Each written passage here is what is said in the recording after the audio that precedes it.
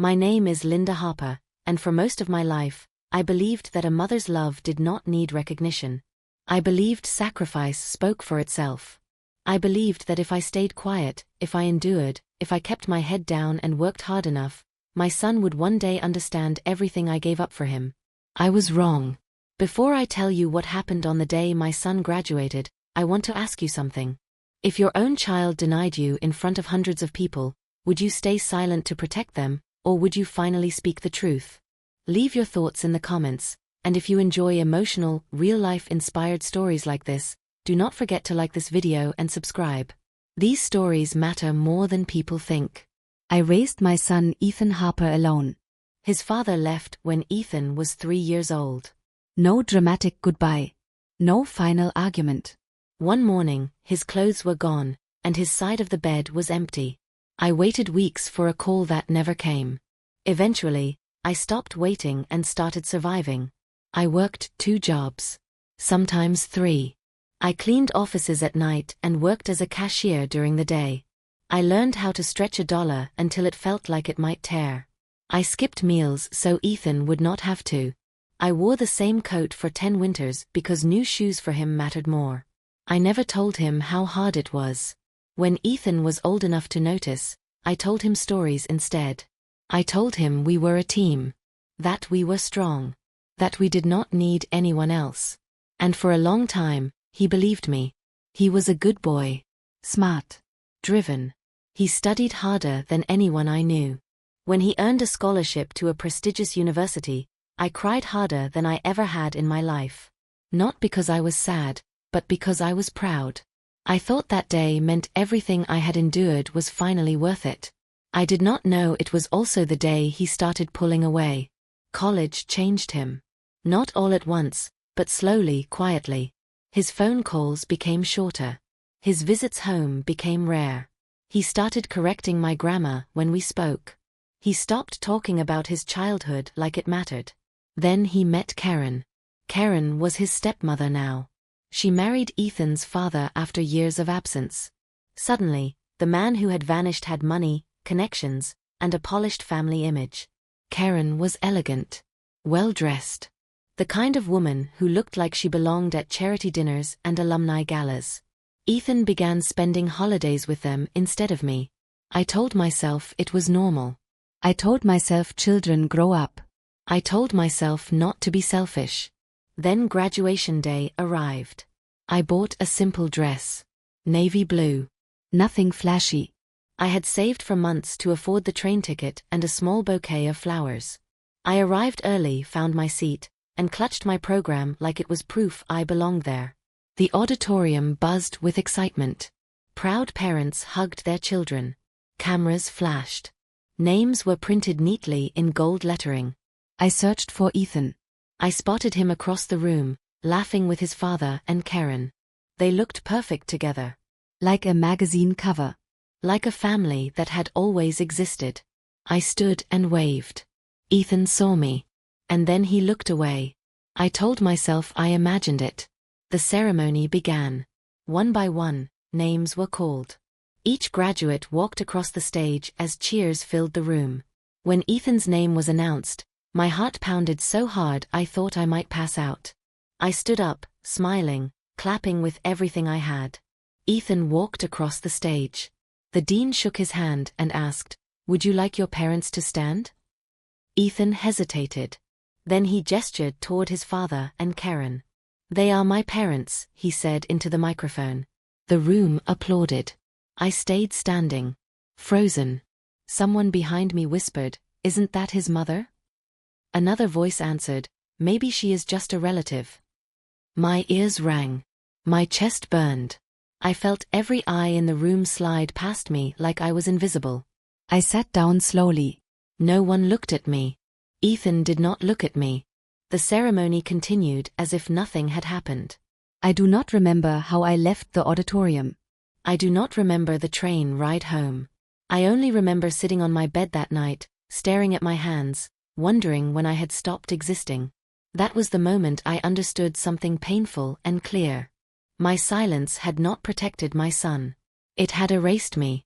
I lay awake all night replaying every sacrifice, Every skipped meal, every late shift. I realized that by staying quiet, I had allowed someone else to rewrite my story. And for the first time in my life, I knew I would not stay silent anymore. I did not confront Ethan that night. I did not call him. I did not send angry messages. I did not post anything online. I sat in silence, the kind of silence that presses against your chest until breathing feels heavy. For years, I had told myself that being a good mother meant staying quiet. Not embarrassing him. Not demanding gratitude. Not reminding him of everything I had given up. But as the hours passed after his graduation, something inside me began to shift. For the first time, I allowed myself to feel the full weight of what had happened. My son had not simply ignored me. He had erased me. Publicly. Deliberately. At the moment when my presence mattered most. And he had done it without hesitation. The next morning, my phone buzzed with messages from people I barely knew. Distant relatives. Old co-workers. Even a former neighbor. I saw the video. Are you okay? That must have hurt. I did not need to ask which video. Someone had uploaded a clip of the graduation ceremony online. I watched it once. Just once. I saw Ethan smile confidently as he gestured toward his father and stepmother. I saw the applause. I saw myself standing in the background for a brief second, frozen, before the camera moved on. That clip reached more people in one day than my sacrifices had reached in 22 years. Ethan did not call me. 3 days passed. Then 4. On the 5th day, I received a message from Karen. We should talk, she wrote. There has been a misunderstanding. A misunderstanding.